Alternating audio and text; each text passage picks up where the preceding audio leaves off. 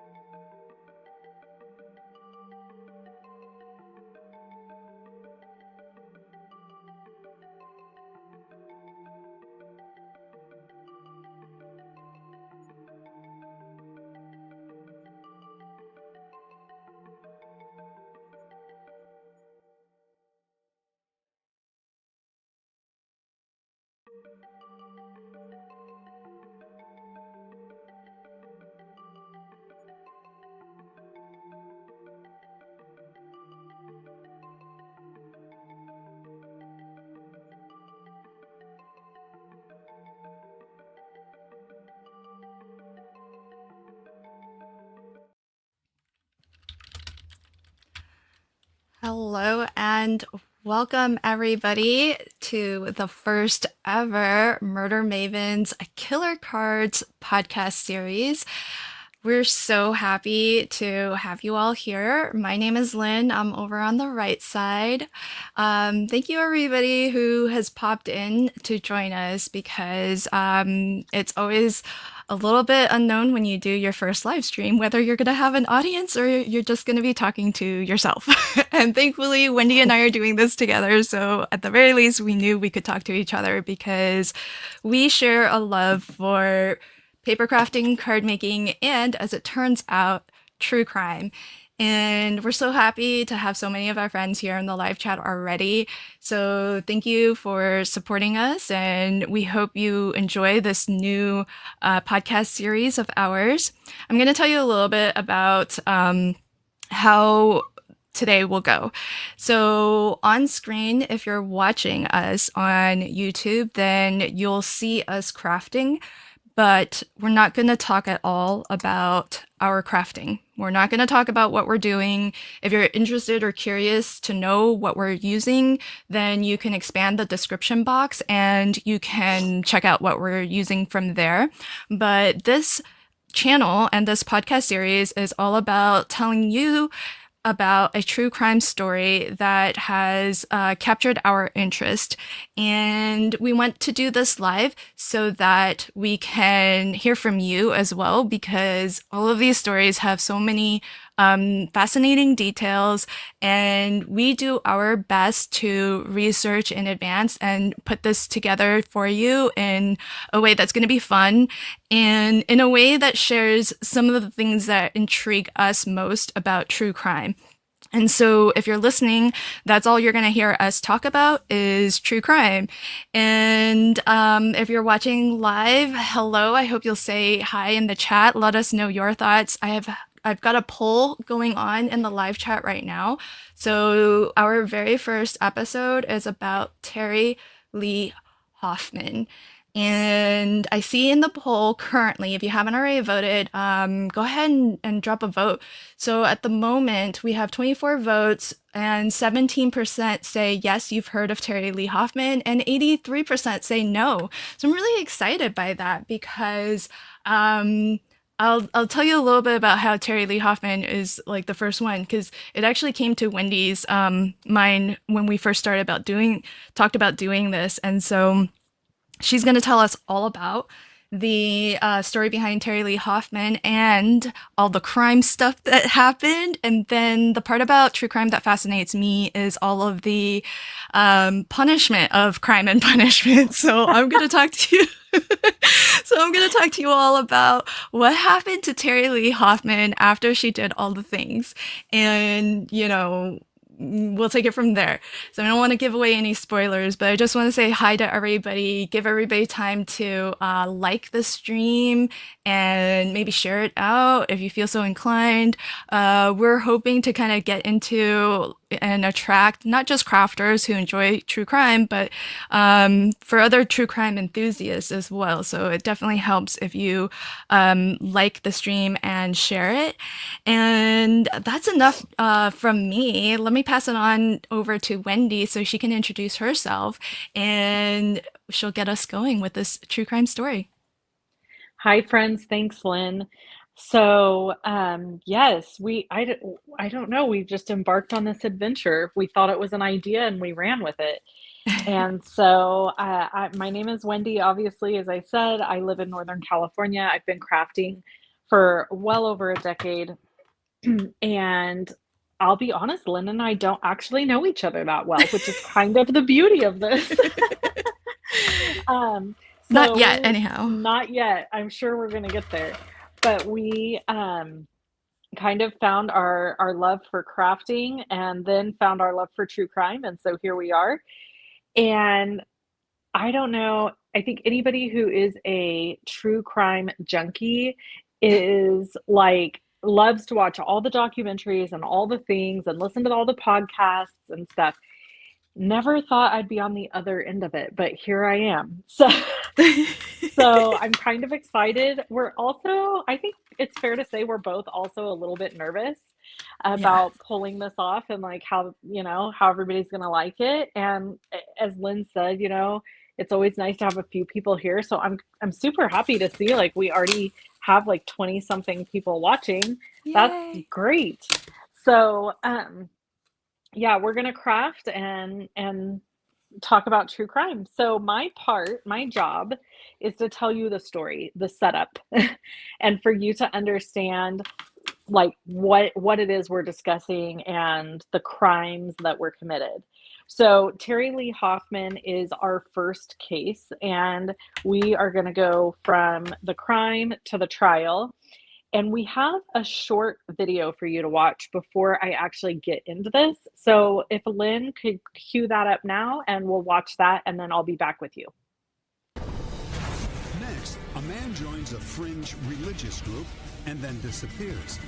His parents are asking for your help to find him.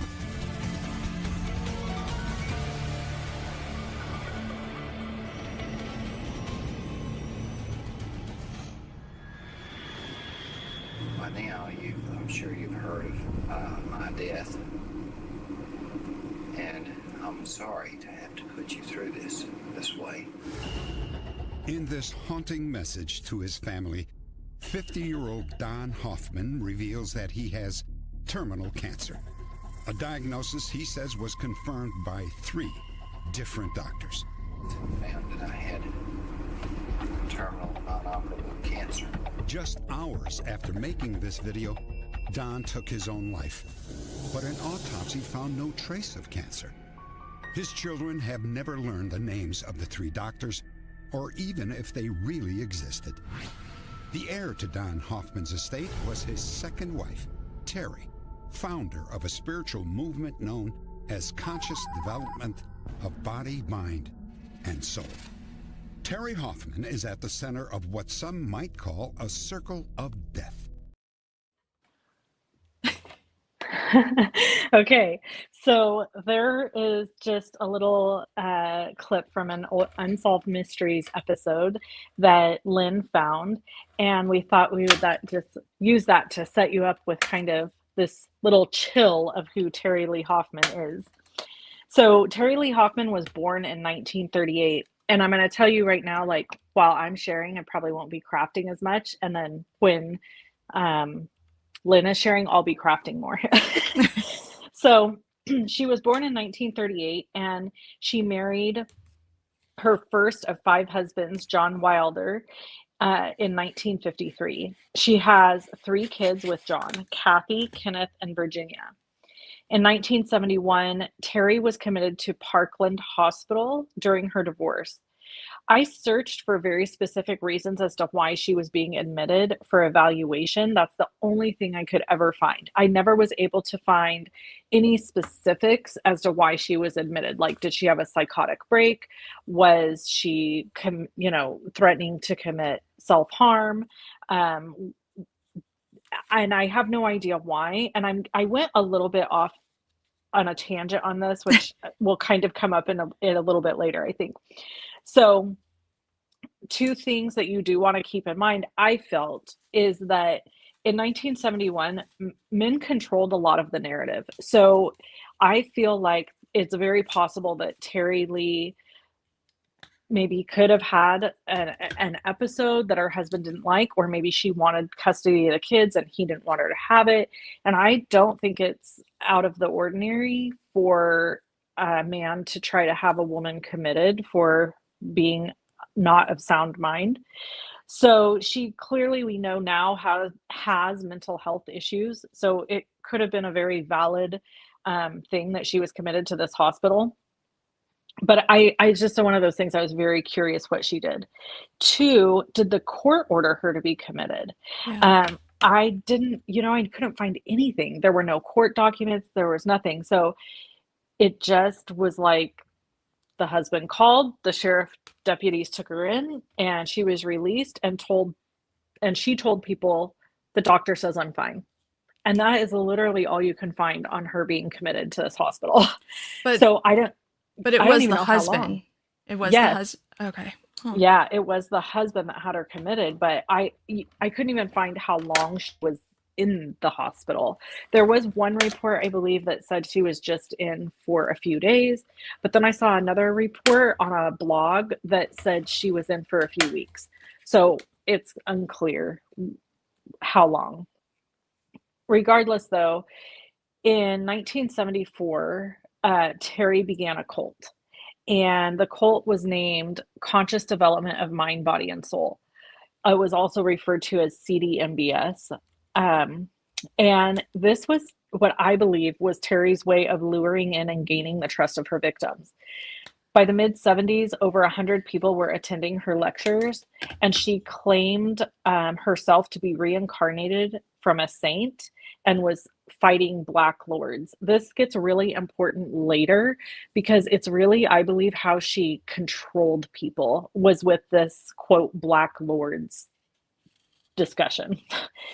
She would sell jewelry that she convinced her followers that they had to help protect them from the Black Lords, or to like make them better or earn a higher spot, essentially. She really was the ultimate scam artist. So from early on, even before bodies started showing up, she had and this whole thing, I mean, we can go down so many rabbit holes with this case because ultimately, the title of our video is it murder? And as we get further into this crime story, you're going to understand why we asked that question. But one of the very fascinating things is not only was she able to get these people to bend to her will, but even people around the people that she was doing it to were like bending to her will. It's very strange. So Terri's first victim was her second husband, Glenn Cooley. He left the cult. Can I ask you a quick question? Yes. I don't know if you know the answer or if somebody in the live chat might know. Is she the first female cult leader? That's a great question. I don't know. It just occurred to me to ask you that. Sorry, I didn't want to throw you a curveball. I just thought of it. I was like, is she the first female cult leader? Because you don't hear about too many. You really don't. And so that's why I'm saying, like, you could go down so many rabbit holes with this because I'm Googling it right now. It was actually May Otis Blackburn in 1922. So maybe we'll add her to a list at some point. Yeah, we should. Actually, it looks like there's several before her. So wow. This could be a whole. See, this is bad. It's rabbit holes. So, But you're right. I mean, usually it is males that seem to be cult leaders. But anyway, so her first victim was her husband, Don. Sorry, not Don. He's the last one, Glenn Cooley. He left the cult and Terri in 1976. Only 5 days after their divorce was final, Cooley was found dead from an overdose of pills. Cooley's will was found provided by Terri, and guess what? She was the sole beneficiary. And so begins a long list of people that were found deceased or unalived themselves. And shockingly, all of them had left their belongings to Terri Hoffman. So with Glenn Cooley's, we'll get into the specifics of each person that she murdered, essentially, but we don't know. Is it murder? We're going to get into that into the trial too. But she has a way of, I would say, bending people or getting them to believe things that are not necessarily true, which I guess is the art of every cult leader, right? Is that's what their ability is. But anyway, we're going to move on to her next victim. And I really only highlighted two major victims because there are so many. And there's one that's even still missing. So the mysterious deaths continue.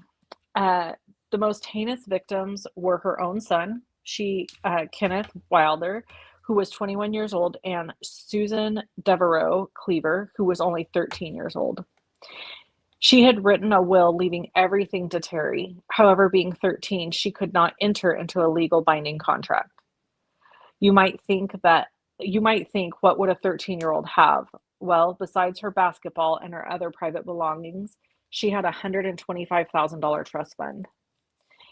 Devereaux is what she went by. Devereaux's mother, Sandy, took her own child out into the ocean in Hawaii and returned without her.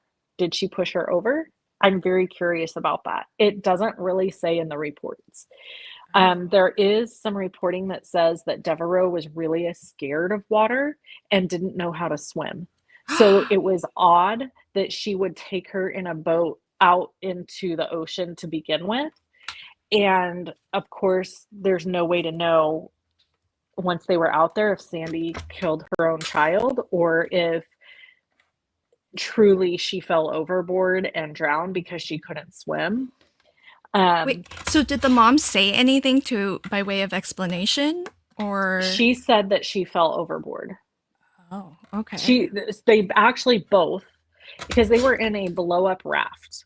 So they actually both went overboard, but Sandy showed back up on shore and her daughter did not. Oh. And yeah.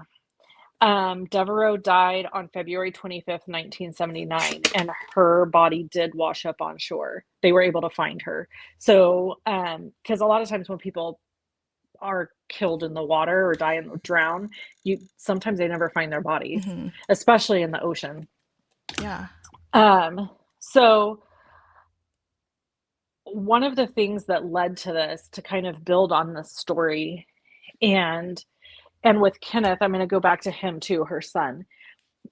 He may be the only one that wasn't a victim, even though I still have question about that. He died on a construction site on a ladder,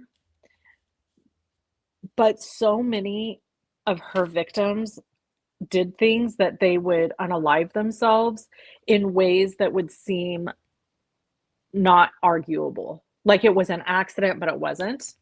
So same with the Hawaii incident. Oh, we went out on this rubber raft and we both fell over. And now, mind you, Terri wasn't in the raft. It was just Sandy and her daughter. So they go out in the raft tips or they fall overboard, whatever happens.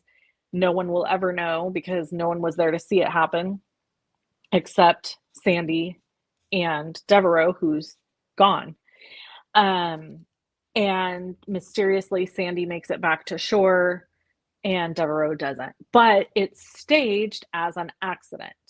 And the same I wondered about Kenneth, even though there's some reports that say Kenneth fell accidentally from a ladder.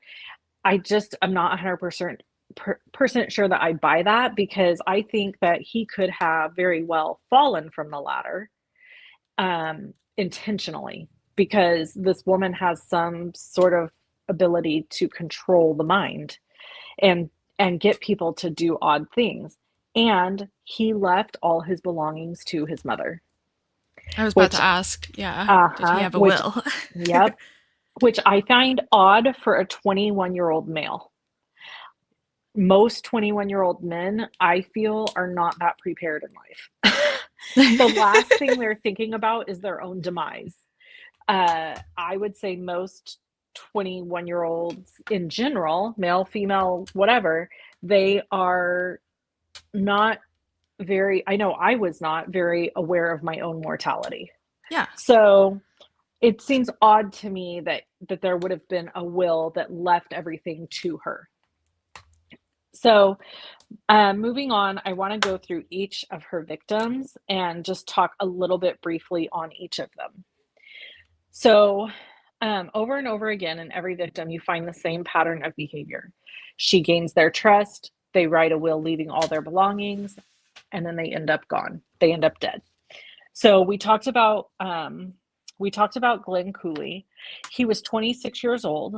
He died of a drug overdose. So that's important to remember. The drug overdose thing, keep it tucked in the back of your mind. He died either 5 or 6 days after the divorce. One document says 5 days, another one says 6. He had $85,000 worth of gems and minerals that were missing from his estate. And he was a former cult member. And that was one of her husbands, her second husband. Devereaux was a child, obviously, died by accidental drowning. She left a will, and it was a $125,000 trust that she gave to conscious development. According to the family, she thought Terri and the conscious development people were bizarre. And then there's Sandy and Louise. Now we need to talk about them together. So Louise was the housekeeper for Sandy. And I want to credit the Binge podcast, because they did a whole long series on this. If you want to do a deep dive into this, you can. But one of the things they shared in that podcast was that Sandy was kind of like Terri's best buddy. And there was even some speculation that Sandy and Terri became intimately involved. Sandy was 42 years old, and she had gone to Louise's house, who wasn't at work that day, and convinced Louise to go with her to Colorado on a trip.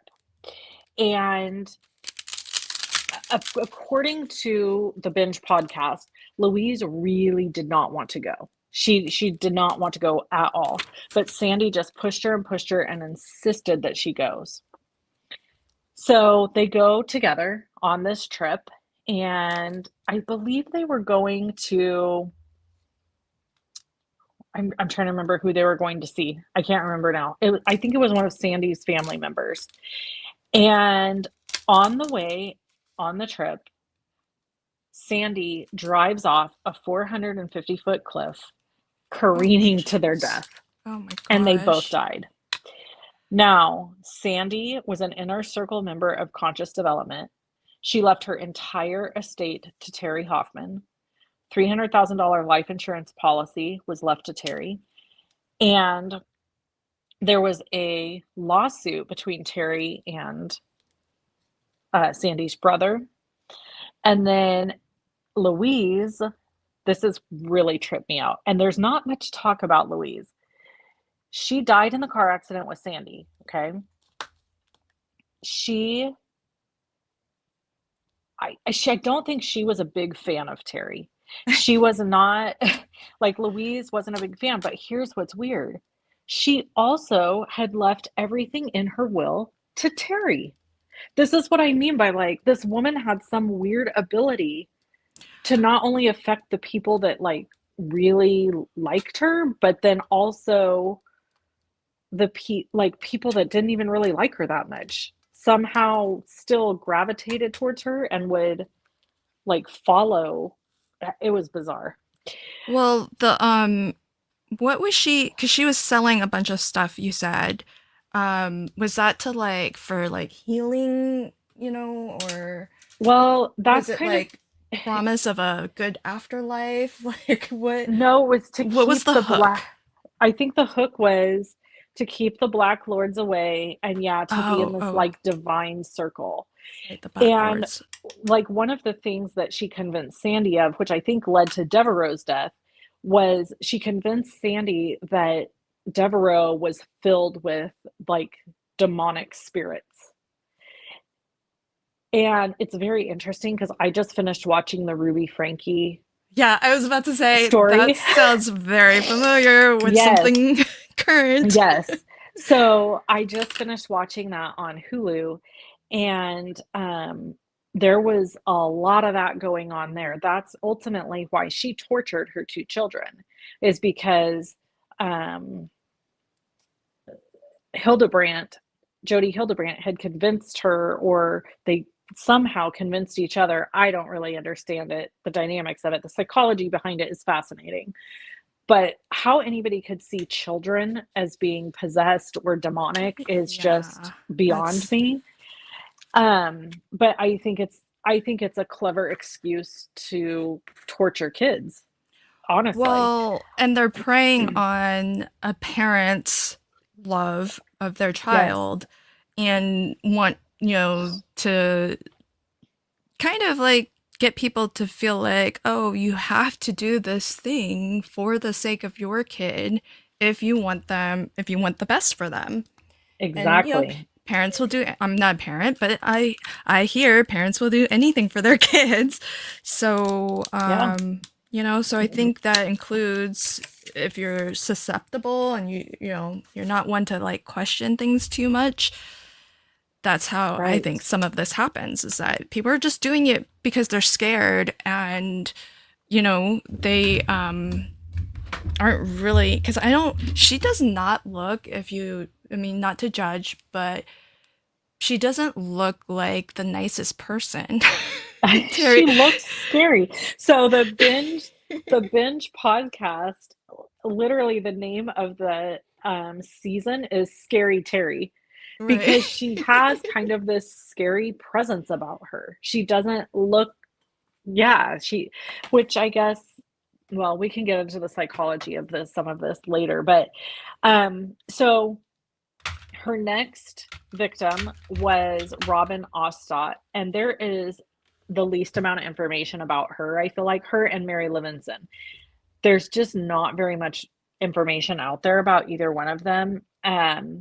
So Robin supposedly unalived herself by a firearm, and she was convinced that she was dying from hepatitis from a banana peel. Y'all, I, I don't understand. See, I don't get why people don't question when there's like some pretty, but was this isn't that long ago is the other thing. Like, isn't this is all in the 70s, right? not well. It's a lot of it's in the 80s too. I mean, 80s it's too. Oh my 70s through the gosh. 80s. So, I mean, she started her shenanigans in 1974, and they really went through the 80s. Not, I would say mid 80s.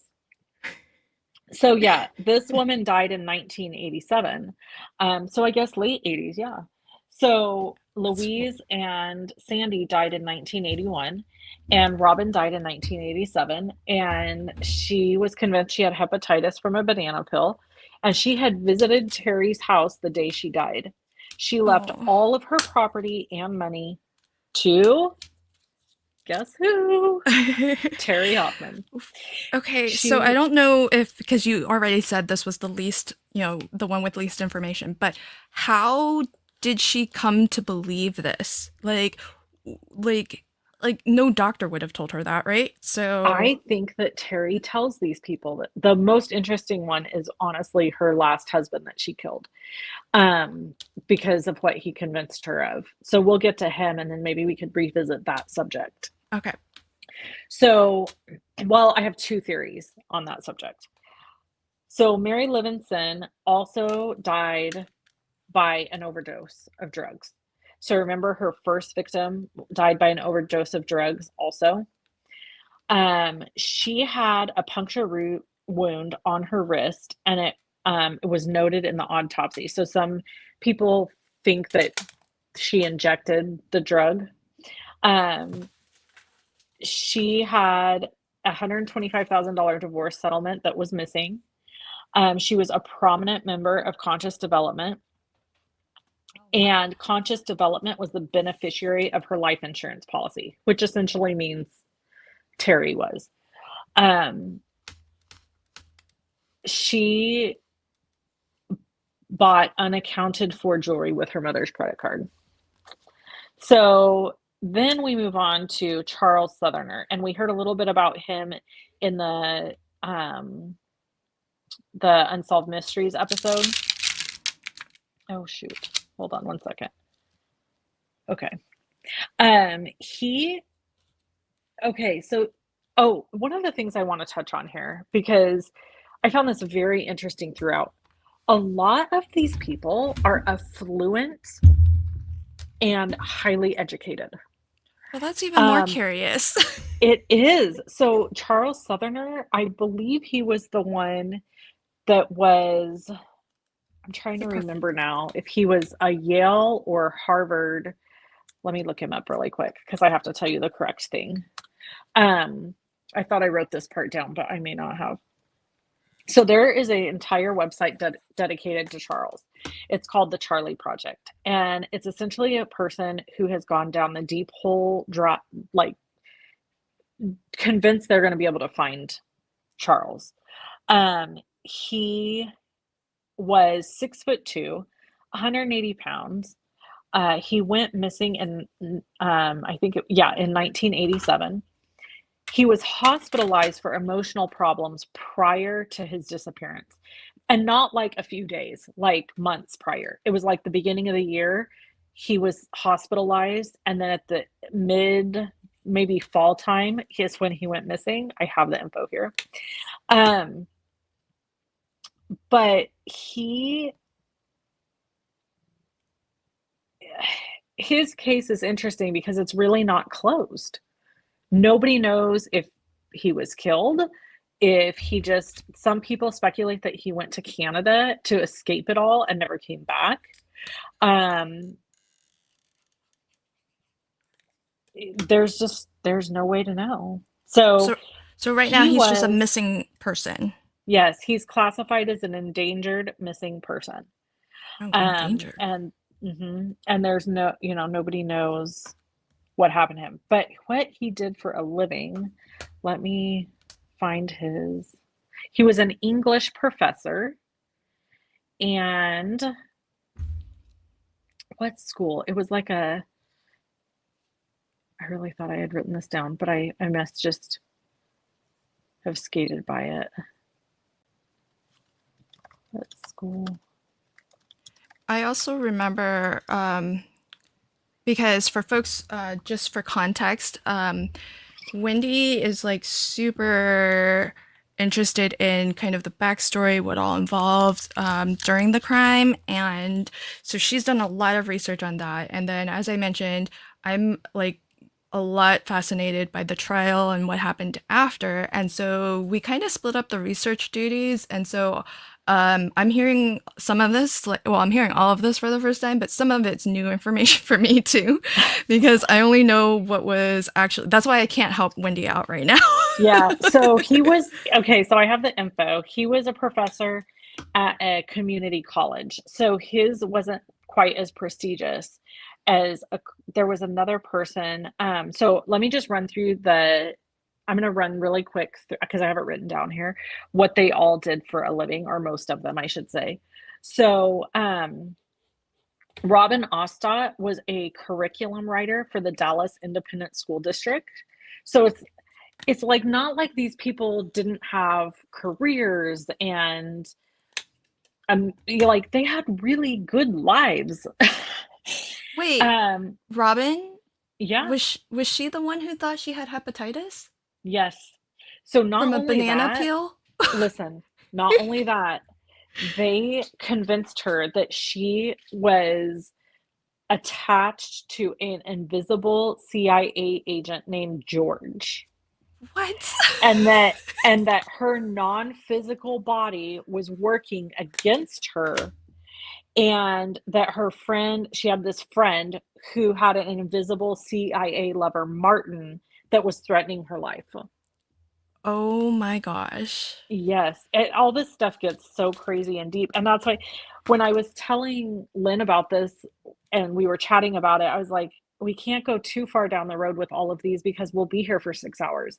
It is crazy the amount of stuff with each person, and I want to know how she kept it all straight. Like, how do you keep all these lies straight and keep all this stuff going without messing up? Like, I don't even know what I ate yesterday. Like, it is bizarre. Okay, so Charles was an English instructor at the community college. And then the next victim was Jill Bounds. So Jill, interestingly, was beaten to death. She was found in her home, beaten to death, and she was a previous member of Conscious Development. She had visited Terri months before her death, but she like hadn't seen her recent. She died in 1988, and her attacker took pages out of her journal from 1979 forward, and occult items were found outside of her window, like I don't really even know what that means, but there were, I'm guessing, like pagan occult type things. And there were gemstones and gold that was missing from her home. So maybe it was meant to look like a burglary. Mm. She was a psychologist. Oh my gosh, what? I Yes. did I did not know that. Yes, she was a That's psychologist, wild. and she had really strong beliefs in the mystical, and she was deeply involved with Hoffman, with Terri, and her teachings. She Wow. entered her home in the afternoon in 1988, and the next day, after she had missed two meetings, friends and the police were called, and authorities believe that whoever murdered her um, entered through a window. Um, and she had an alarm system, but it wasn't connected to the windows. So it seems like somebody who knew her, right? They knew how to gain access to her house. They knew to look in her diary and remove pages. There's like a lot of stuff. Interestingly enough, she had left the movement. She had left the CD in 1982. But Oh. despite being afraid of her, she still visited Hoffman months before her death. So that's what I mean. The amount of mind control this woman has is insane. And so did Okay, she also leave her money to Terry, or was it just the it stolen? it never says. Okay. I either it was just the stolen goods, but I Googled it multiple places and I couldn't find anything that said if she left her stuff. Um, Also, by the way, in going through this and like Googling the different people and trying to find different pieces of information out, it's very interesting to me the difference in police work because some of them have super detailed accounting of things and others have little to none. So it's very interesting, the details. So in June of 1989, David Allen Goodman and Glenda Francis Goodman began began acting weird, strange. I'm assuming due to the influence of Terri. They were ruled a double suicide by gunshot. I think I'm supposed to say unalived. Um, Oops. we have to use certain terminology, I think, when we're talking about stuff because of YouTube, not because we wouldn't just say that word, but there's certain words I think we're supposed to be careful of using. So, um, the Goodmans had cut off all contact with their family members. They had given Terri over $110,000 in 1987 through 1988. And they frequently took white pills given to them by Terri. They believed they were enduring bad karma for all of mankind. Would you like me to tell you what they did for a living? Oh gosh. I don't, yeah. David was a Yale University graduate and a university professor at Southern Methodist University. Oh And my. Glenda was a vice president for a perfume oils international company. Oh my goodness. Yes, these are like affluent, well-educated, like that part of it. And I certainly don't want to sound like I'm saying, well, only dumb people would be involved. Like, I don't mean to, but it's just, I guess in society, we have a tendency to, you hear a certain job title or, you know, graduation level or something, and you just make the assumption that these people have maybe better critical thinking skills. And I'm here to say that I'm thinking the girl from, you know, little old town in Northern California sitting here has more smarts than any of these people combined, because I cannot imagine falling for this shenanigan. Well, in your research, did you come up on a lot of the mind control stuff or the drugs? Yeah, so what it seems like overall, so these guys essentially, you know, uh they killed themselves with guns, but really what it ultimately boils down to is that there's some sort of mind control that she was able to put on these people that made all of them do things that were just mind-blowing. So the last one that it was actually wasn't her last murder, if we're going to classify it as that. And we're going to talk about that for just a second before I turn it over to Lynn. But her last one that I haven't talked about was Doug Hoffman. So obviously, you know, her name is Terri Lee Hoffman. Doug Hoffman was her fourth husband. And Don Hoffman. Don, sorry. Don Hoffman was her fourth husband, and he died of a drug overdose after leaving Terri everything. But here's what's really crazy about his. He recorded a video of himself, and actually one other person recorded a video of themselves too. I believe it was Mary Livingston. But Don Hoffman recorded a video of himself essentially telling his family goodbye and saying that he had terminal cancer. He had gone, in this video, he says that he had gone to 3 different doctors and all of them had confirmed that he had terminal cancer.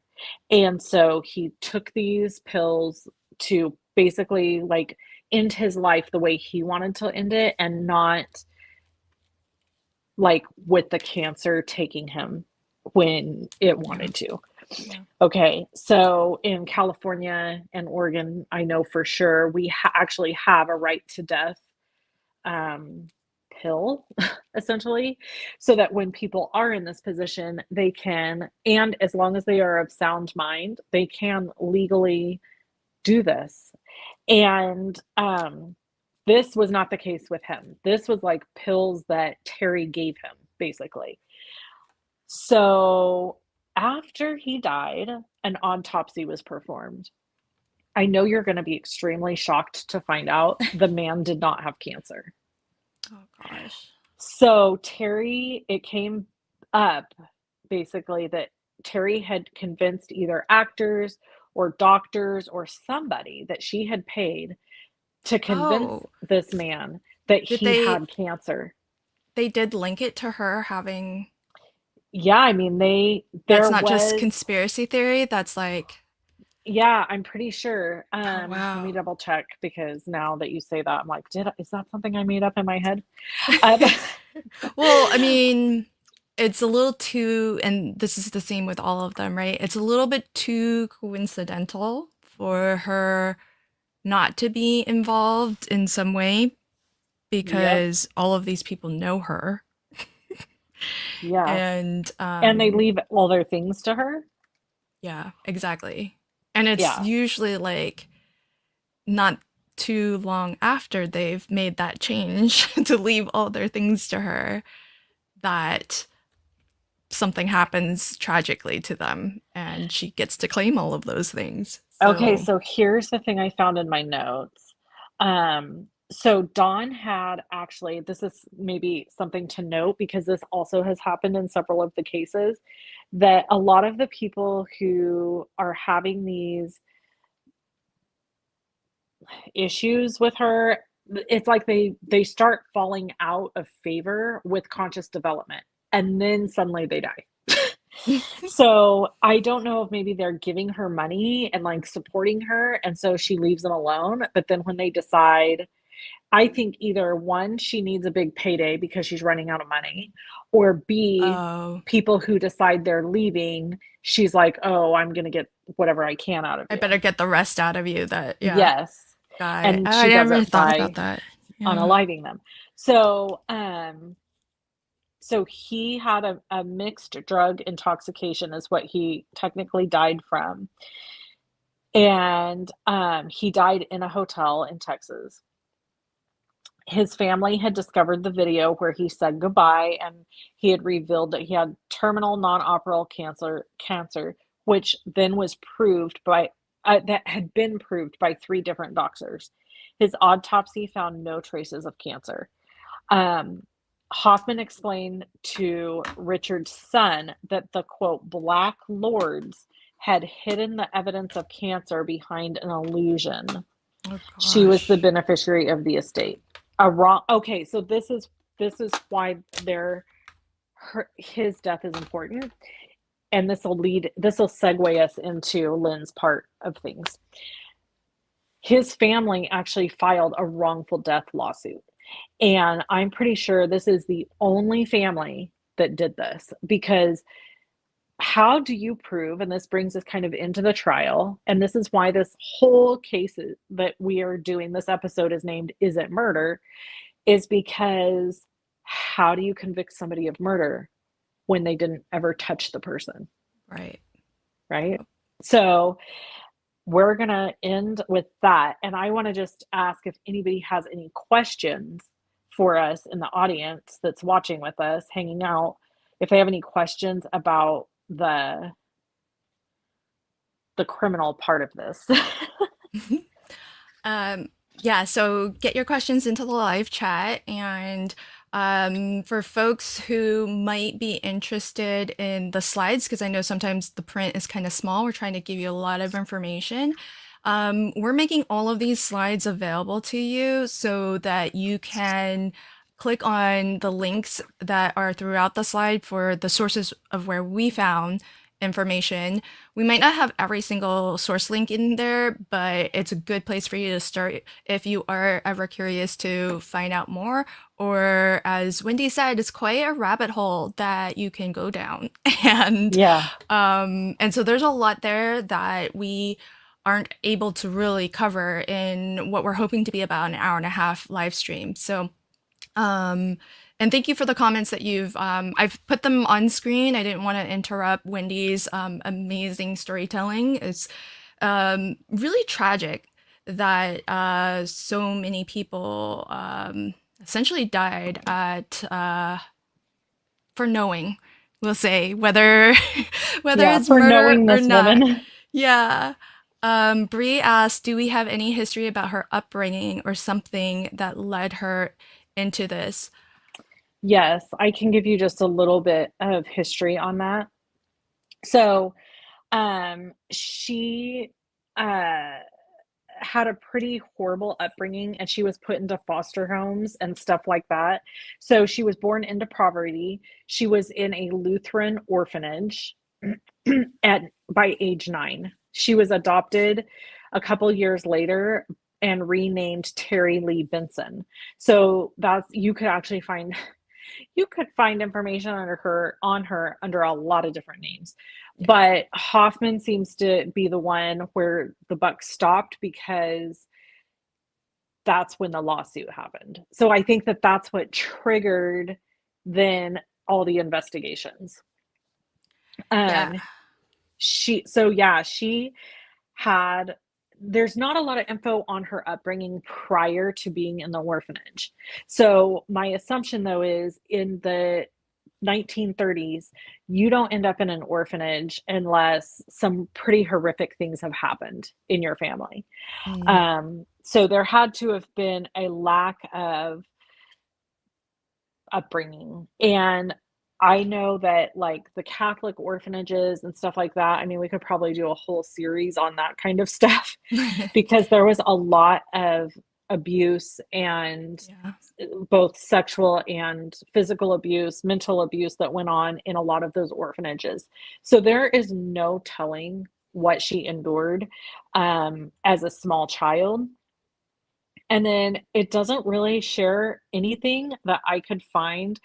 I will admit I didn't do much of a deep dive on the people who adopted her, because you just only have so much time. You could just go so many ways with all of it. But she was adopted when she was around 11, and so who knows? Yeah. She was actually born. Her birth name was Terri Lila Keenly. Oh. No, Yes. that's the name that No, she that's no, later. that's That's her sorry, that's final, later. that's her last name. Her Yes. So final. we actually we don't know her birth name. Yeah. So Terri I was like, Lee wait, I Benson, know that name. Yeah, I you're did the right. research on that part. Yeah.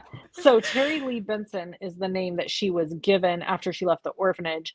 So we actually don't know her birth name.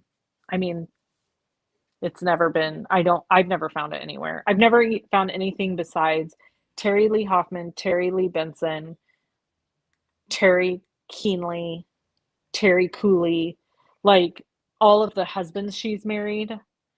And then she did get remarried. She has a fifth husband. I mean, she passed away, but she had a fifth husband who she did not kill. So Yeah, and I can cover a little bit of that. yeah. So yeah. All right. So, I'm gonna talk to you all a little bit about the trial. So, here's when her legal troubles started. So, if you recall, Wendy talked about the Cleavers. This was the mother and daughter who went to Hawaii, and only the mother returned. And Wendy alluded to this or mentioned it earlier as well, that the brother of the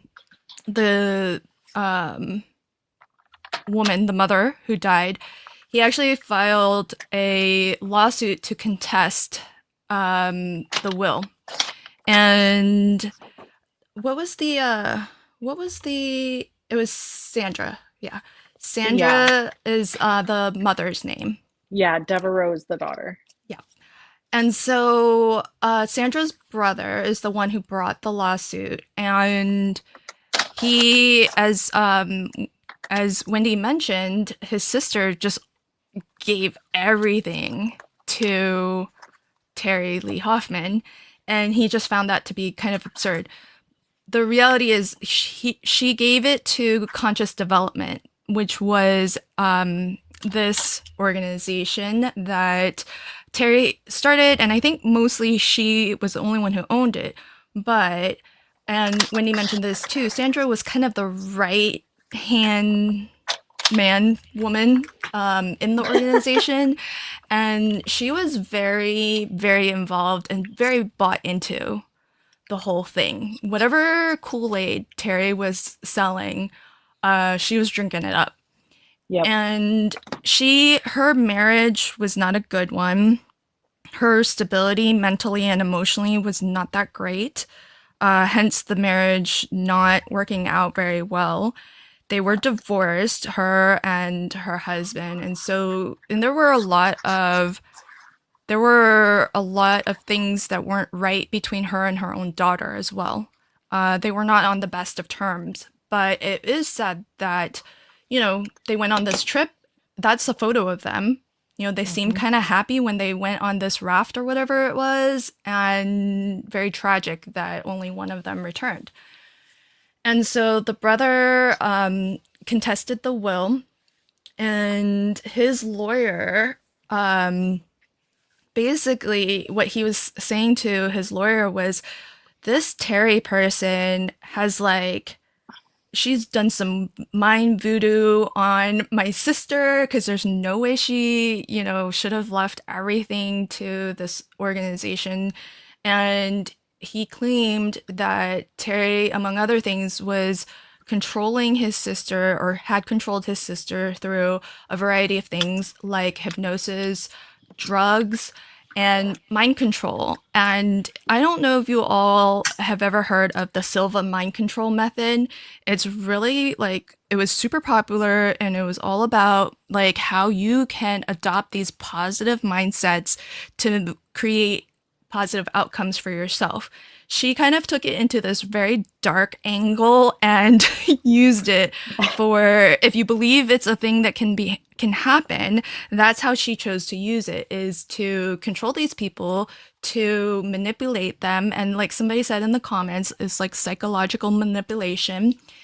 And so during this contested lawsuit, she had to sit for depositions, and she admitted to using things like tranquilizers. So she did drug these people. She admitted that the money that Sandy's insurance policy went to, it was to Terry's personal bank account, not to the conscious development, which is what it was willed to. Right? So officially it was supposed to go to conscious development, which we all know to be Terry's, whatever, personal bank account. But it literally went... It's her shell game. It's her shell, yeah. And the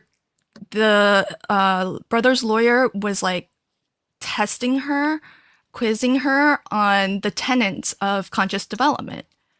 And she couldn't answer some of her core teachings. Oh, so interesting. She clearly didn't really believe in this stuff. Yeah, she knew she could manipulate people with it. Yeah, and so it's said that during a break of the deposition, so if you're not familiar, depositions are normally taken before you go to trial. It's an opportunity for the lawyers in a civil lawsuit to interview the other side so that they can, figure out how to put their case together. And so the deposition is of Sandra's brother questioning Terri outside the presence of any jury or any judge or anything. It's just they sit in a conference room and they talk. Well, it said that the lawyer, Barklow, could actually hear Terri in the hallway during one of these breaks, just shrieking and just having an outbreak, a breakdown, because I think she could tell that it just was not going very well. Right. And she's they have me. Right. During these depositions, though, I mean, there's her lawyer would have been there as well. But it is at this time this was in 81. So there were some other mysterious, deaths as well. So, but this was just about Sandra's case, because this is her brother bringing the suit.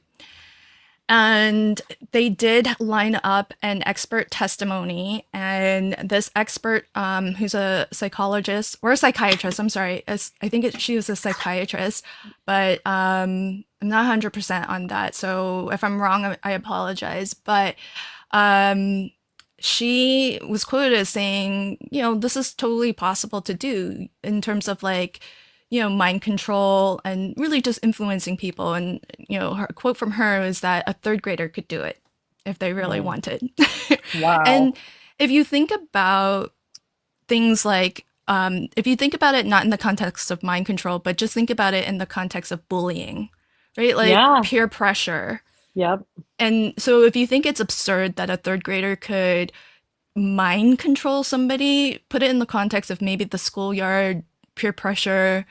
How many kids, from peer pressure do things that maybe are outside of character or, not something that they would have decided to do on their own. Right. And I know we're low on time, so I want to put the question up. If anyone is interested in an ironic side note, you can read this slide and I can tell you more about this. This is an interesting little nugget that I found. I'll just give you the brief, and then if we've got time at the end, then we can talk more about this. But here's the headlines. Years and years later, that same psychologist who was their expert, she was actually brought up on charges of psychologically manipulating people, her clients. This is like a decade later plus. What? Yeah, I'm no joke. And I found this kind of on mistake, like just stumbling, because some of this is like hard to find information, but yeah, I found this and it's so wild. So she was, I don't want to go too deep into this because I know it's not the main thing, but here she is in 81, like saying, yeah, Terri Lee Hoffman, she could totally manipulate somebody into killing themselves. And later, a decade plus later, she is facing a lawsuit where the claim is that she has manipulated her patients who come to her for help, pay her for counseling, and she's convinced these people that they are have multiple personalities, that their personalities are doing bad and negative things. And my God. It's absolutely wild. Ultimately, the lawsuit concluded in a confidential settlement. So she settled that. I hate that. Settled that. Yeah. So just FYI on that. That also reminds me of the Ruby Franke case, because that's kind of what Jodi Hildebrandt did, is like convinced all of them, the people involved with her. Yeah. I mean, it's kind of, it is crazy, and it's wild that at the time that this Mary Ellen Grundman, if you want to know, that's the name of the doctor, there was a period of time where this really spiked of, people bringing to light the fact that psychologists, because she was actually a doctor at a mental health facility for folks who were suicidal. Oh and my gosh. Yeah, so she is in direct, like kind of care of, or, managing the care of very vulnerable individuals. And yeah, it was very sad and frustrating and very ironic that she too was kind of sued for the same thing. It feels like a whole new level of evil to me. It really is. Prey on these already vulnerable people that are coming to you for clinical care. Yeah. Yeah. And then you're convincing them they're horrible. Anyway. And especially when they're doctors, because, she kept some of her patients on these drugs that they didn't need, which kept them very fragile still, even more. And so they just were never getting better until they could break out of it and break free. But yeah, a lot of it's the same, the same thing that a cult leader would do, is like isolate you so that you don't have a support system, and then continue to feed you whatever narrative they want you to believe. And what their motivation is for it, I have no idea. But it was an interesting, side route that I went deep into. But yeah, you Yeah. can find out all about that in the links there. So how did the defense, what was their sort of story to defend against this? Remember, we're talking about the Sandra Cleaver case and the contested will. One of the big wins that the defense made was that they were like, hey, we know you're speculating that there's some of these other mysterious deaths, but that has nothing to do with this. So let's just set all of that stuff aside. And that's a pretty big thing because this is ultimately a trial that was going to be tried in front of a jury. And so if it was going to be allowed in that there's all these other mysterious deaths, whether or not legally that is enough to convict her, it would certainly garner, some feelings. Right. But so it was I see it as a big win for the defense that they were able to sever this case from all of everything else that was going on, Yeah. because at that point Glenn Cooley had passed, Devereaux, Sandra's daughter, had passed, Louise passed at the same time as Sandra, because remember they went off the cliff together. And Yep. so the judge did approve the motion to say, yeah, okay, we're gonna leave all that out, and Yeesh. and this is just going to be about Sandra and the will and whether it stands. Terri did have some witnesses on her side who testified on her behalf, and essentially they were stating, because remember, Sandra's brother is the one bringing suit. His lawyer was like, look, Terri was preying on Sandra. She was a vulnerable person.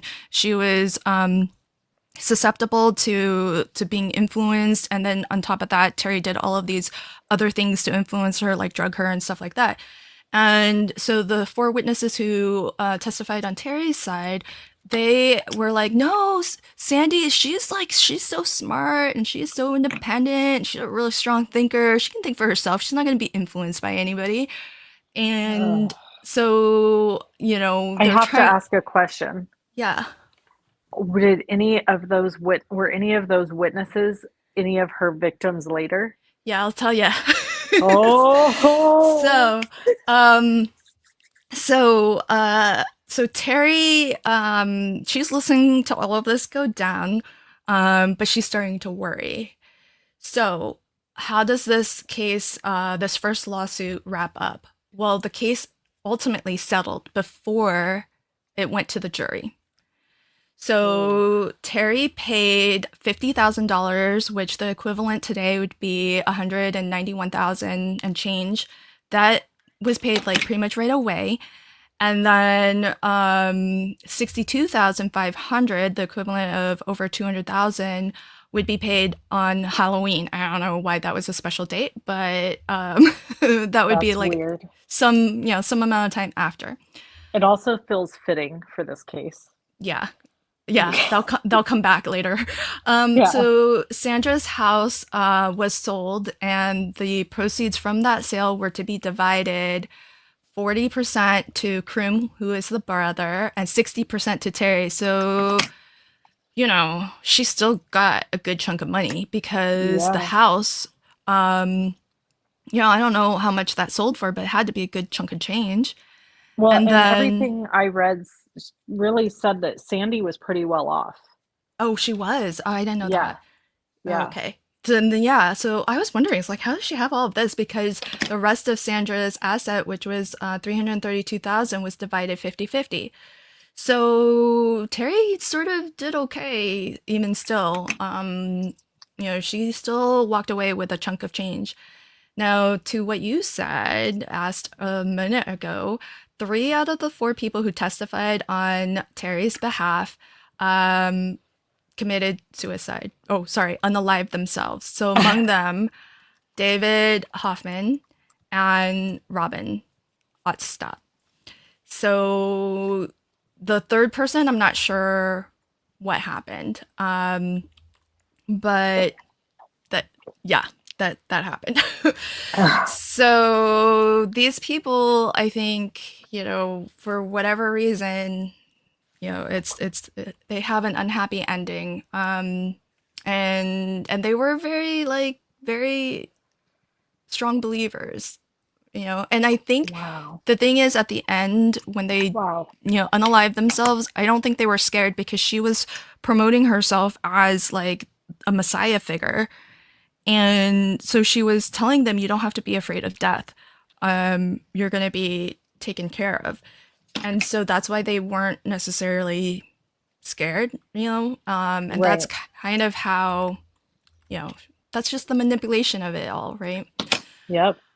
So that began her actual legal trials and troubles, I should say. And there was a question earlier, like, how did the authorities not know? Well, here's the thing. There was a lot of kind of, I guess, interest or whatever, but like Wendy said, it's not like she was physically caught doing anything to any of these people. And so you can't open a case when the With no person, body and no victim. right. Well, even if they found bodies and victims and stuff, like none of it connected back to her directly, aside from the fact that she knew them. Right.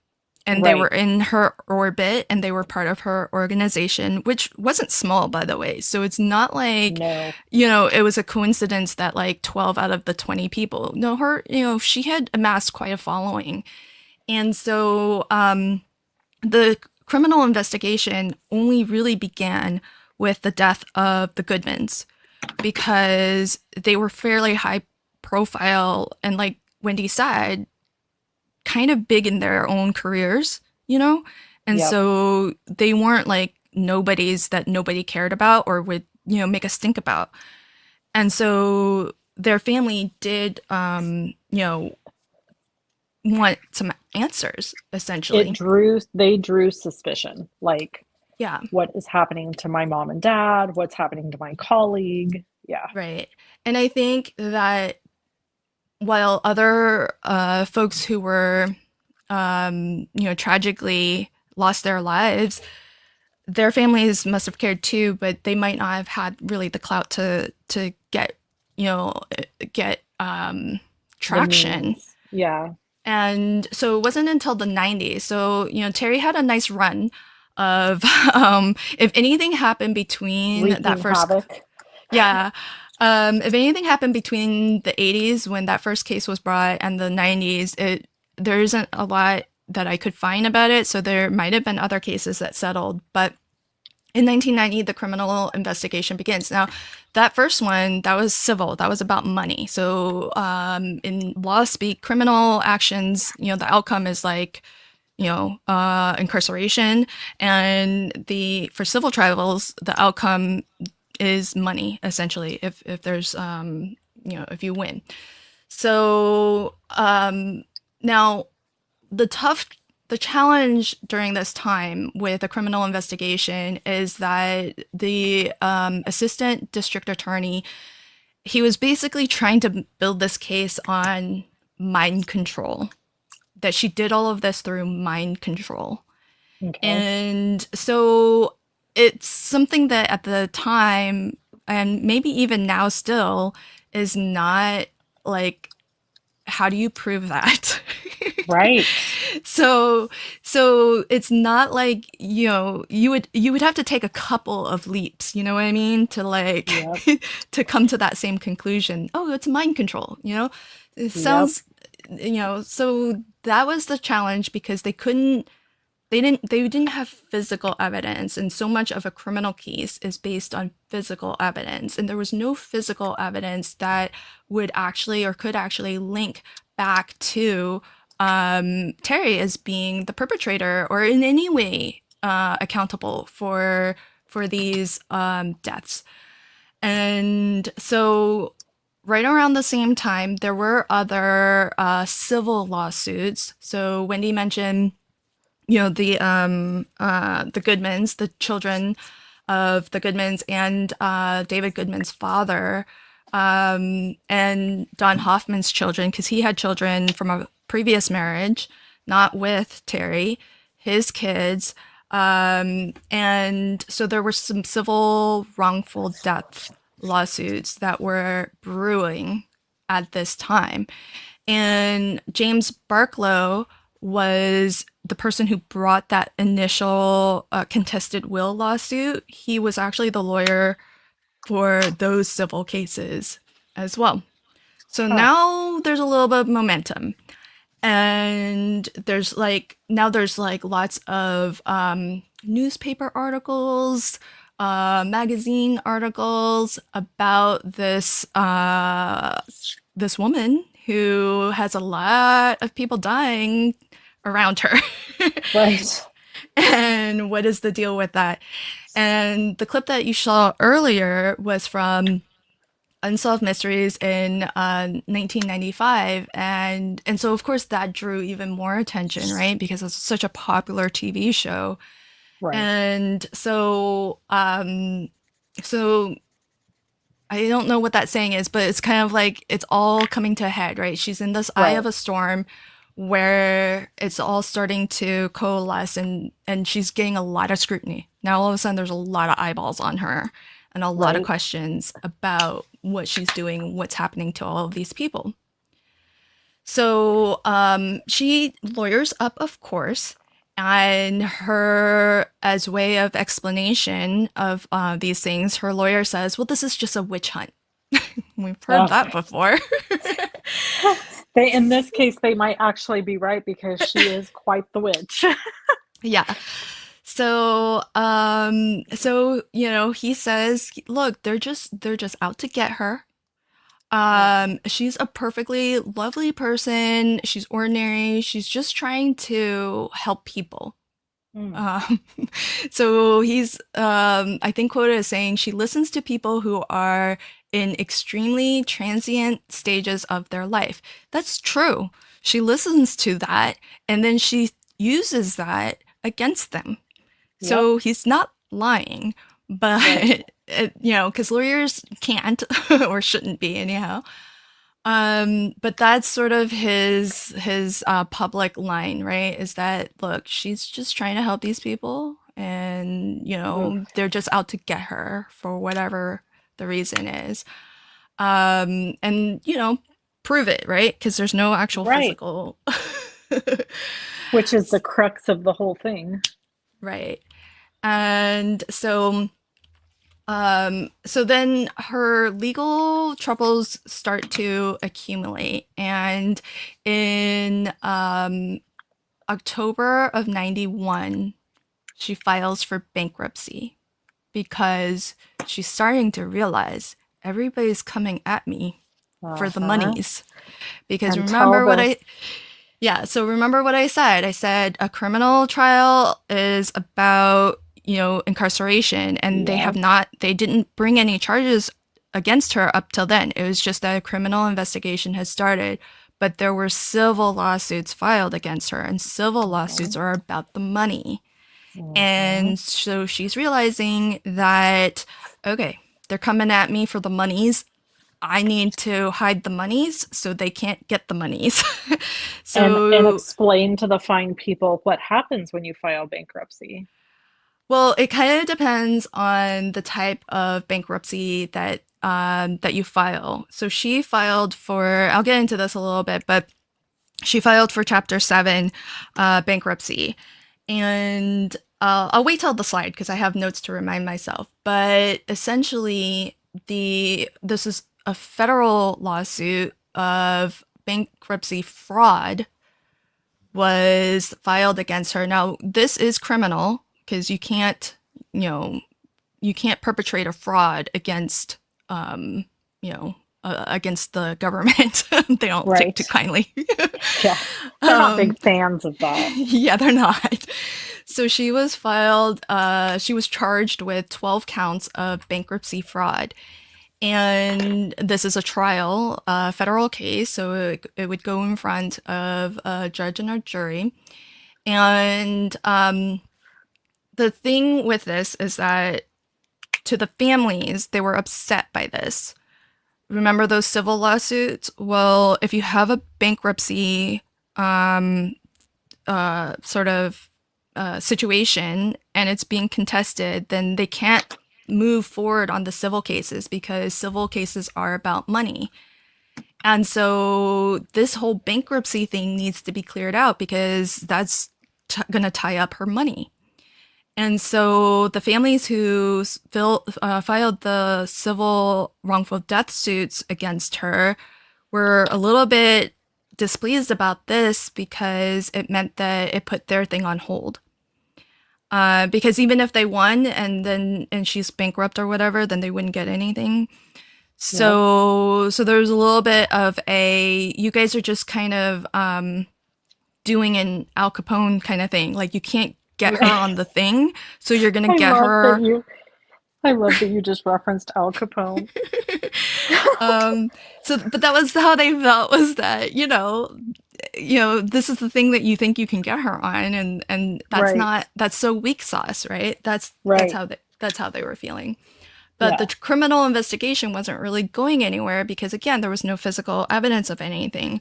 So that was still happening. It's just that it wasn't making, there weren't any charges. These were the charges that were brought against her at this time. And so, I apologize. It was Chapter 13 bankruptcy. So in Chapter 13 bankruptcy, you don't actually, there's some bankruptcies where they reclaim all of your assets and then they start paying your debtors. But under Chapter 13 bankruptcy, there's a court supervised plan that allows whoever's filing it to, if they have a regular income still, then it just is a plan for them to repay their debts. But they get to keep their stuff. They don't lose their stuff. But because it has to come under this like court supervised plan, it could have, material impact to what the outcome potentially would be for those civil cases. Okay. And so she was brought up on fraud. And these counts, when I read them to you, are going to sound, well, I'll let you judge how they sound to you. Here's a reading of the 12 charges. So there's 3 counts of failing to report 4 credit cards. So she had 4 credit cards because during a bankruptcy, you're supposed to tell them like what all the things that you have, what are all of your assets, what are all of your everythings, right? So she didn't report that she had 4 credit cards. 3 counts of that. There are 3 counts of failing to report a $1,900 payment. So she paid $1,900 for something and she just didn't report it. Okay, sounds kind of weak sauce to me. And then there's 2 counts of failing to report paying her lawyer 15% of any book or movie deals. So she was planning on having books and movie deals about her and had promised to pay her lawyer 15% of whatever would come from that, and she did not report that in her bankruptcy filing. You know who that reminds me of? Side note? Yeah. Casey Anthony. Yeah. Oh, no, I didn't know that. Oh. Yeah, because Casey Anthony... She has a children's book. Well, no, she signed all of her rights over to Jose Baez. Really quick side note. If you don't know who Casey Anthony is, you can Google her. But she signed all of her rights to her stuff over to her attorney to pay attorney fees. So that reminds me of the same kind of thing. Oh, yeah. Yeah, so kind of interesting, because I don't know if there were any book or movie deals, but whatever, she failed to report that. She also failed, there were 2 counts of her failing to disclose the fact that she had power of attorney over her then boyfriend's bank accounts. So what does that mean? So if you have power of attorney, financial attorney over like somebody else's assets, that means she could write checks, on his behalf and pay things from his account. So she had access to his money, essentially. And then failure to disclose a $100,000 prepaid contract for her attorney services. So when you enlist an attorney, sometimes you pay a retainer fee and then so you pay that up front and then they just take money out of that until they run out and they have to charge you more. But it guarantees the lawyer that they have some money to work from when they take your case. So she failed to report, but technically they're holding that in like escrow. So it still belongs to you until they've used, they've billed against that. So technically, it should have been listed among her assets, and she didn't do that. And then the final charge was failure to disclose the sale of 3 Audubon prints, which were valued at $65,000 then, which today would be $150,000. So quite a lot of chunk of change. yeah, not nearly so much as what she had. If you think about all of the monies that were given to her from all of the people Wendy mentioned who had left their assets and or just gave them money outright, like the Goodmans gave them over $100,000 outright. Right. So the trial begins in November of 93. Remember, the charges were brought in 91. Trial is beginning 2 years later. Meanwhile, these civil cases are just like hanging. Yeah. It's a 1-week trial, and I thought this quote was funny. So in the opening statements to the jury, Miss Hoffman's attorney is quoted as saying, she blamed her client's troubles on honest mistakes. Quote from the lawyer, "This is not a highly educated woman, and she is not a woman with a remarkable IQ." Oh my God. That was Terry's own lawyer in the opening statement as she defended Terry on these bankruptcy fraud charges. So she's obviously wily, though.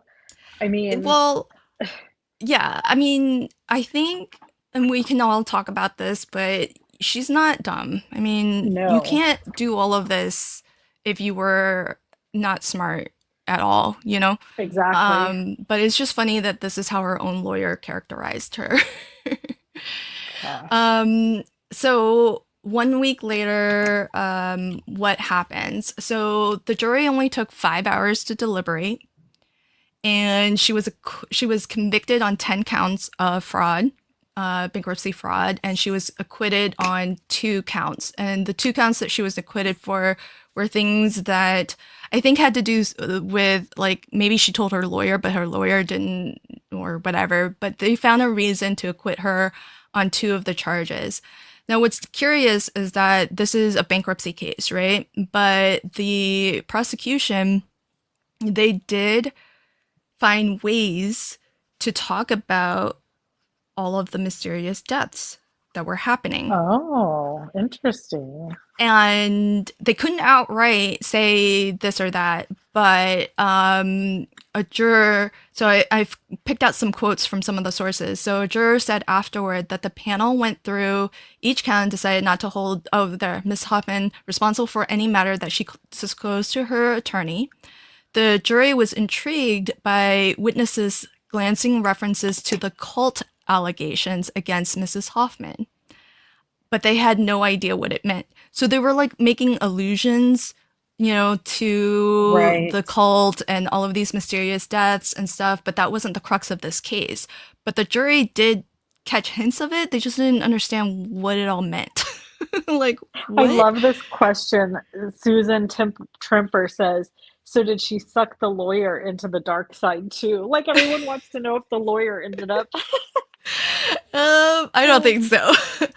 But curiously enough, I found this. Terry later in life co-authored a book called The Colors of Money, Finding Your Money Source, and it was published in 2006. Just a little nugget there of fun research. Little side note. Yeah. So that's how the bankruptcy case wrapped up. And so what was she sentenced to? So the maximum sentence for those convictions would be 5 years in prison and $250,000 fine on each of the 10 counts. Ooh. That's the maximum she could have. That's the maximum she could have received. Yeah. But what did she actually get? So after she was convicted, her bankruptcy was converted to Chapter 7 liquidation. So now debts could be paid from her assets. And so the 2 civil lawsuits that were on hold could now be resumed. And here's the thing. I could not find how those 2 civil lawsuits resolved. My guess is they were settled and for undisclosed amounts. Because the only reason I knew about that psychologist earlier, who I said in the 90s, ironically, Yeah. was sued for nearly the same thing, essentially. I found the conclusion to that on like a weird newsletter that went out to people who were very committed to bringing light on these doctors who were committing these similar types of crimes of, Right. and so they have a newsletter. And so they would send out in their newsletter updates on, okay, this person's finally getting their feet held to the fire, and this is what happened. Oh, And interesting. yeah, so she was sentenced to some prison time, 16 months prison time. Which So is nothing. the max was 5 years. She got 16 months. She only served 12 months of that. Wow. And she was Wow. released in May of 1995. Here's what I had to do a lot of digging because I was really looking for it. But if you look at most of the like Wikipedia links and other articles that are written about this at the time, you won't find this because a lot of those articles want to leave you with the idea that, well, that's just a misjustice, that, how did she get such a light sentence and then she didn't even serve it all, And they Right. just want you to feel the injustice of it all. But here's what happened. With deeper diving, what I found was that she appealed her case and she successfully appealed 8 of her charges, meaning of the 10 Oh. charges, they were overturned. And you can read the appellate decision. I have a link to it in the slides, and the slides are available if anybody wants to, research further. But let me just read what's highlighted. The government does not present evidence. So the government, meaning this is the federal government who brought the bankruptcy charges. And this Right. is the appellate decision. Right. And they stated the government does not present evidence in support of its allegations. The government cannot cure its failure to provide sufficient evidence on the counts of conviction in this case by bootstrapping onto other alleged wrongdoing not adequately supported by the evidence. Ah. It's a really scathing, I feel. If you read this, it's really scathing. It's like, you guys didn't prove squat. And they really were trying, unlike, Al Capone, they didn't really have the goods on this bankruptcy thing. And they were trying to essentially paint her character. Yeah, it was just to paint her as a bad person and have the juries on their side just from the sake of she's a bad person, something bad has to happen to her. And that happens a lot in our legal system. And so as much as you and I might think that she should be held accountable for all of these deaths surrounding her, we can't use those speculations and things that are unproven to convict her of this totally different thing. And that's what essentially they were trying to do. And as much as you dislike a person or that you believe that they're a bad person, if they're not actually proven beyond a reasonable doubt of committing whatever crimes that they're currently being charged for, then you kind of have to say, not guilty. And there's no legal, these days it's great because a lot of court trials are live streamed, but this was way before live streaming court trials. So there isn't court footage or anything like that. But like I said, I don't have access to public legal documents, but I was looking for it as much as I could to see if it was publicly available somewhere. And I did find it, and it is on a .gov website. So I believe this to be a good source, but I welcome anyone to, check our sources if you'd like. And if we're wrong, then just let us know we're wrong. We're just doing our best to kind of share with you what we're able to find. But I found this to be interesting, and that's something that's actually reported when you read the articles. They just leave it at, yeah, and she was released like 12 months later after only serving 12 of 16 months. Well, there's a reason because she was acquitted, right? I Of love this. She had hypothetical balls of steel. yeah, pretty much. I mean, Pretty she's much. like I said, she's not dumb, right? She's not dumb. No. No. Um, so then what happened with the criminal investigation? So after 4 years, essentially it was dropped. It's still an open case, so they haven't closed it. It's just that they haven't brought any charges forward, and people, are still trying to, like, under Freedom of Information Act, like, try to get information. And so I just thought this was kind of interesting. There was somebody who wrote into the Dallas County Criminal DA's office and said, "Hey, I'd like to know what happened here. Like, what, Yeah. what's happened. I want all of the information." And if you read the highlighted portion on the right, it says, this was their response. So Jennings Brown wrote this long email. "I'd like to know all these things." The response was, "This email is to notify you that no records exist. Your request has been closed." Too bad, so sad. Yeah, that's all we have to say about that. Yeah.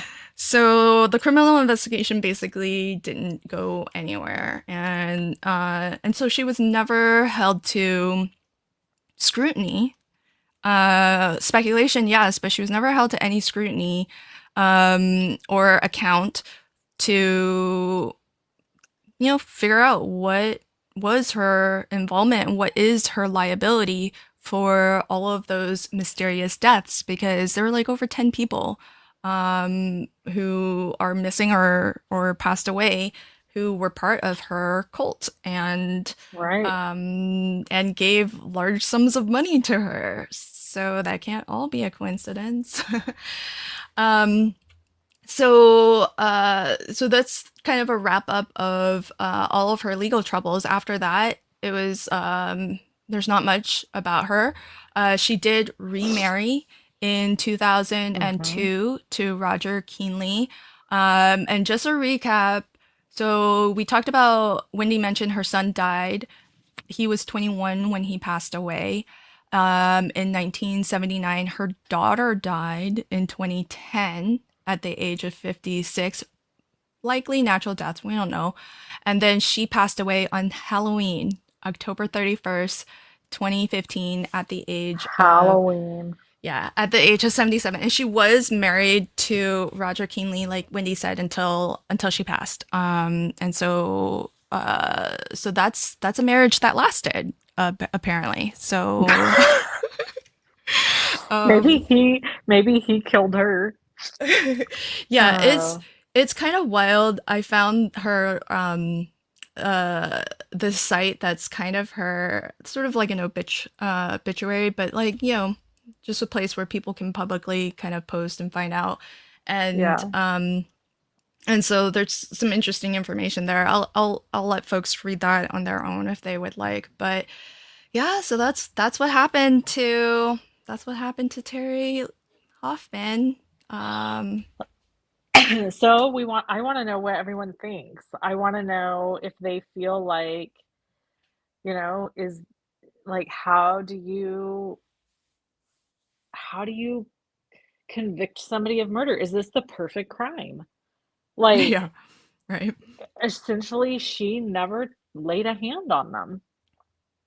Yeah. Does it say if all they Yeah. used the same person or company to draw up those wills? It does not. I did not find any documentation. And I'm going to say no because they span 2 decades. Yeah. So, Yeah. so I I mean, mean, yeah, I think she did have co-conspirators, if we're just gonna kind of spitball. I mean, I think she had people or convinced people to help her do some of the things that she was doing, like in the case of what Don Hoffman's 3 doctors, quote, air quote, doctors, right. who diagnosed him with cancer when he had none. So if she was involved, she had to have had other people involved. So now you're talking like she's one removed, Right.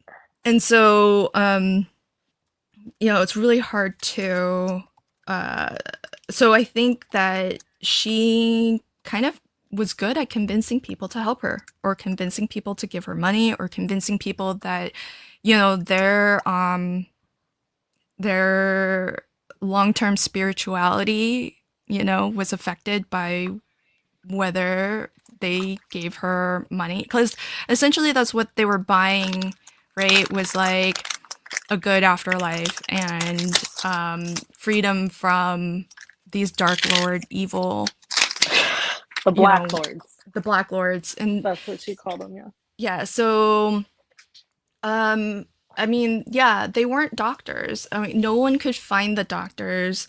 Her kids, or not her kids, but Don Hoffman's kids tried to find these supposed doctors yeah. who gave the cancer diagnosis. And you saw the video. He was the clip that the Unsolved Mysteries used to like intro the Charles Southern missing person. And he looks so devastated. And so he truly believed that he had not just cancer, but an inoperable cancer, so meaning no hope of, escape. Right. And the reason why some of the people took their own lives is because she had been brainwashing them into believing that they had nothing to fear in death. Yes. Which, the interesting part of this is that is a sentiment shared in Christianity. Like,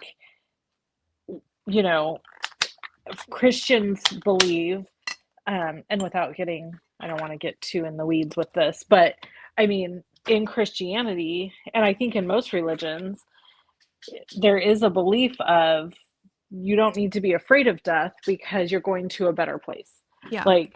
So I think that while that sentiment is lovely, and I myself I am a Christian myself, I think that it can be used for evil. And I think that that's where we see that in this case, is that she really knew how to manipulate that and use that for evil. And of course, in the basis of Christianity, God would never ask his people to kill themselves to leave here, I mean, that's supposed to be up to the higher power. Yeah. So, and I mean, so that's the thing with Terri, is that she set up these situations that led to or precipitated to people taking certain actions. Right. And when Wendy wanted to title this, "Is it murder?" I mean, that's the crux of it, right? Because if she didn't physically do any harm to these people, can we really say that she murdered them? Because ultimately they still had to make a decision, right, to do it themselves, with the exception of Jill Bounds, who was found beaten to death in her home. She obviously did not do that to herself. Right. Okay. So she was the only one who wasn't like a self-unaliving. Yes. Okay. Yes. So it's else. Well, I guess Devereaux technically as well. Yeah. So this is a good kind of segue into our next episode, which will be 2 weeks from now. When Winnie and I had like a real spark of conversation. That's how we kind of knew maybe we would be nicely suited to to doing this podcast series together, because Wendy told me about this case and I was like, oh, I never heard of it before. And as soon as she told me about this case and just the whole idea of, well, how do you hold somebody accountable when ultimately the person does it to themselves? And there's actually a legal terminology. It's if there's an intervening action, meaning if you're saying that this was the cause of that, but in between those two things, there was an intervening action, then this first thing can't be the reason, because there was something else that came after that would be the reason. So if the first thing is Terry did all this voodoo mind control stuff, and then the ultimate end is that a person has passed away, the intervening action is if they took their own life, then they took their own life. And that action is the thing that is legally the cause of the final outcome. So legally, it's called an intervening action, and so that's why, generally, I don't want to say, I don't have the stats on how often it is that somebody who has unalived themselves has, if anyone has ever been held accountable, either criminally or civilly. But when Wendy told me about this case, I was like, as soon as she said that, I was like, well, guess what? That just happened. Because more recent, and some folks may already be familiar, but if you're familiar with the Maya case, we're going to go into that one next, because it's now, 20 plus years after Terry, and it's very different circumstances. The Take Care of Maya case, there's a documentary on it. Let us know in the chat if you're familiar with Take Care of Maya, because that'll be our next episode 2 weeks from now. Same time. It'll be Monday the 17th at 4 p.m. Pacific. And if you don't already know the outcome, I don't want to spoil it, but it covers legally some of the same topics, though it's a very different case. So, yeah. So, so Blossom has heard of it. Christina has not. Okay. Feel free to do some research beforehand if you'd like, or if you rather us tell you the story, then we'll see you in 2 weeks and we'll tell you all about it. Susan says, yes, I also have CRPS. Oh, I can't wait. I hope you're able to catch us, because I would love to hear your thoughts on it. And I think you would be able to offer some really good perspective on how plausible some of the claims are, because that's kind of at the root of the whole Maya case, is whether the right things were being done to treat her. Maybe Susan could even shoot you an email, Lynn, and give you some perspective prior to.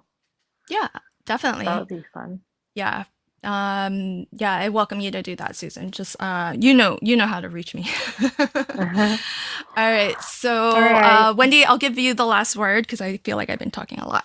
Oh, that's okay. I'm just super happy we did this and everybody joined us, and that we had more than one person watching. So we will catch you guys in a couple of weeks. Our next episode is on March 17th. We're going to do these twice a month for now until we get our feet under us. And who knows, maybe if it grows, we'll be able to do it more. I just want to thank Lynn for doing all of the slides and the work to putting together the technical aspect of this entire thing. She is a rock star and does it so seamlessly and with seems like very little effort. It's amazing to me. That is definitely not my strength. So yeah, I think that we had a very successful first episode. Yay! Oh, and we did both finish cards. So Wendy, do you want to give a close-up look at your card? And Sure. I forgot, tell us what you crafted with. So I used Honeybee Stamps, new release, their little hamster and their hamster cage. I die cut all this prior to the event so that I'd have stuff to just sit and glue together. And then I used the sentiment set, You've Got a Friend, and I used some of their pattern papers. So there is a link in the supply list below the video that just is a visual supply list for all the products if there's anything that you want to see or purchase. And I finished a card. Surprise, surprise. I did try to prep. You saw me do some heat embossing midstream, but this is one of the mystery craft along. This one was led by Cece. So she taught us how to make this. I did a little bit of an alteration to it. And I'm featuring the Spellbinders Just Saying collection. That's where all the die cuts are from. And papers are from 12 by 12 cardstock shop. So that was fun. I can't believe I actually finished a card, but thankfully I thought this was really fun, Wendy. Thanks for doing this. I managed to finish a card mostly because I didn't have to talk for the first, half of the live stream. So thank you. Yeah, it works out so that we each get to finish our cards during our non-talking session. Yeah. All right, everybody. All right. Enjoy the rest of your week. See you in 2 weeks. Good night. Bye.